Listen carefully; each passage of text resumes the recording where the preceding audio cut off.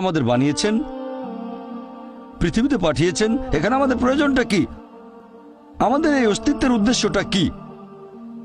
আল্লাহ এর উত্তরে বলেছেন সূরা মুলক অধ্যায় নম্বর 67 আয়াত নম্বর 2।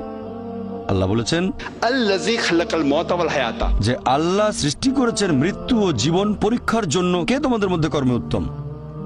আল্লাহ সৃষ্টি করেছেন জীবন ও মৃত্যু পরীক্ষার জন্য। কে তোমাদের মধ্যে কর্মে উত্তম? আল্লাহ পবিত্র কোরআনে বলেছেন সূরা আলে ইমরান অধ্যায় নম্বর 3 আয়াত 185।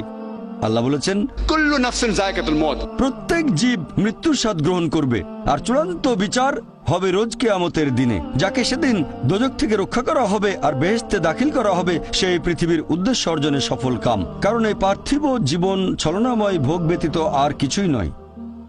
তার মানে এই পৃথিবীতে আমাদের ইহকাল, এটা পরকালের জন্য একটা পরীক্ষা।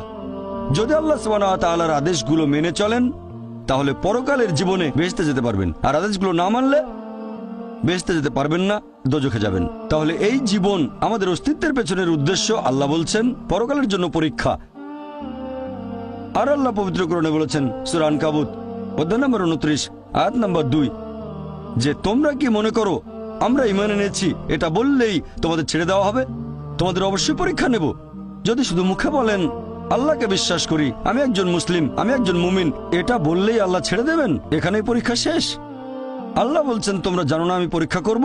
শুধু বললেন আমি একজন মুসলিম, শুধু মুখে বললেন আমি বিশ্বাসী, মুখে বললেন আমি আল্লাহর কাছে নিজের ইচ্ছাকে সমর্পণ করি, তাহলে আপনাকে ছেড়ে দেওয়া হবে না। আল্লাহ অবশ্যই পরীক্ষা করবেন।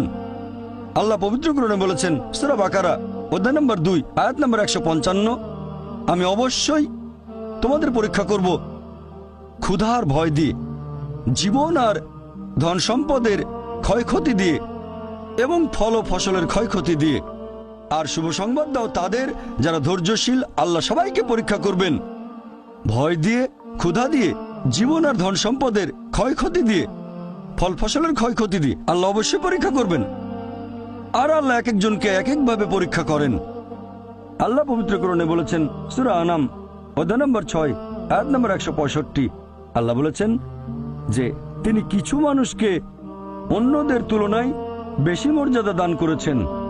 আল্লাহ সুবহানাহু ওয়া তাআলা কিছু মানুষকে অন্য মানুষদের তুলনায় বেশি মর্যাদা দিয়েছেন।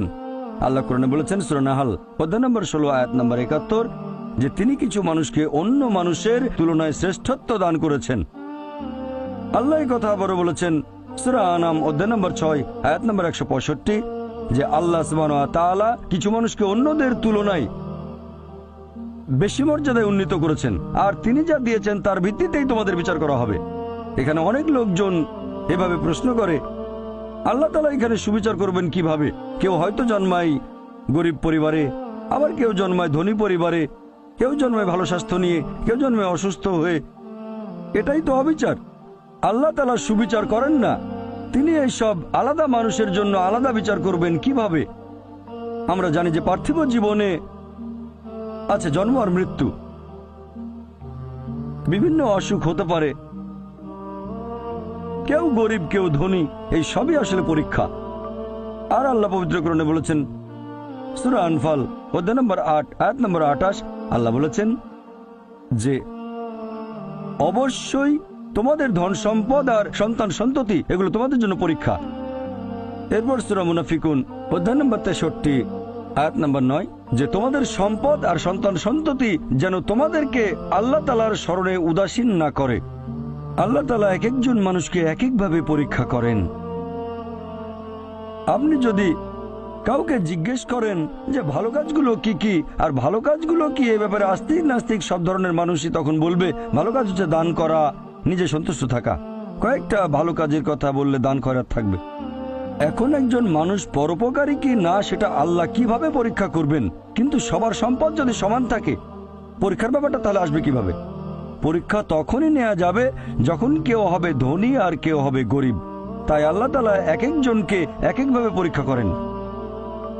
হয়তো কেউ জন্ম নিয়েছে ধনী পরিবারে, তাই সম্পদ অনেক বেশি, আবার কেউ জন্মায় গরিব হয়ে। তবে যে লোকটা ধনী, ইসলামিক শরিয়া অনুযায়ী ইসলাম ধর্মের একটা স্তম্ভ হচ্ছে যাকাত, যে প্রত্যেক ধনী লোক যাদের সঞ্চয় নিসাব লেভেলের উপরে 85 গ্রাম স্বর্ণ, সে প্রতি হিজরি বছরে সেই সঞ্চয়ের 2.5% জাকাত হিসেবে দান করে দেবে। সেই লোক হতে পারে লাখপতি, হতে পারে কোটিপতি। যদি সে ঠিকমতো জাকাত দেয় তাহলে সে পাবে 5 নম্বর। হয়তো সে পুরো জাকাত দিল না, সামান্য কিছু অংশ দান করলো, যা দেওয়ার কথা তার 20% দিল, যেটা দেওয়া উচিত তার সামান্য অংশ দিল, তাহলে সে ফেল করবে। আবার কেউ হয়তো জাকাতই দেবে না, একেবারেই শূন্য। আর গরিব লোককে কোনো জাকাত দিতে হবে না, সেভাবে ফুল নাম্বার। কিন্তু আমরা মানুষরা এভাবে বলি, আহা বেচারা লোকটা খুব গরিব, এই লোকটার জীবনে শুধু সমস্যা আর সমস্যা। আর ধনীদের দেখে আমরা মুগ্ধ হই। আমাদের প্রিয় নবী বলেছেন যে একজন ধনী লোকের বেহেশতে প্রবেশ করা গরিবের চেয়ে অনেক বেশি কঠিন। আর পবিত্র কোরআন বলছে, সূরা আনফাল অধ্যায় নম্বর 8 আয়াত নম্বর 28, ধন সম্পদ তোমাদের জন্য পরীক্ষা, এটা পরীক্ষা। আমরা বোকা তাই এভাবে চিন্তা করি যে এই লোকটার অনেক টাকা, আল্লাহ অনেক রহমত দিয়েছেন, এটা একটা পরীক্ষা। যদি এই রহমত ঠিক মতো ব্যবহার না করেন, এটা অবশ্যই রহমত, তবে এই পরীক্ষায় ফেল করার সম্ভাবনা অনেক বেশি। যেমন ধরেন বোর্ডের একটা পরীক্ষার প্রশ্ন, গত বছরের কথা, 2 বছর আগের কথা, 2002 সালের কথা।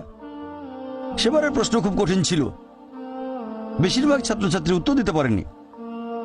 পরের বছর সেই প্রশ্নটা আসলো না, তখন এটা বলা বোকামি, ও দুঃখ, এবার তো আসলো না, আপনি তো খুশি হবেন যে এবার আসেনি। তাহলে সম্পদ একটা পরীক্ষা। তাহলে যাদের ধন সম্পদ নেই তাদের জন্য ধনীদের তুলনায় বেহেশতে যাওয়াটা অনেক সহজ। আল্লাহ এক একজনকে এক একভাবে পরীক্ষা করেন। সেজন্য আল্লাহ বলেছেন, তোমাদের ধন সম্পদ যেন তোমাদেরকে আল্লাহ তাআলার স্মরণে উদাসীন না করে, এটা একটা পরীক্ষা।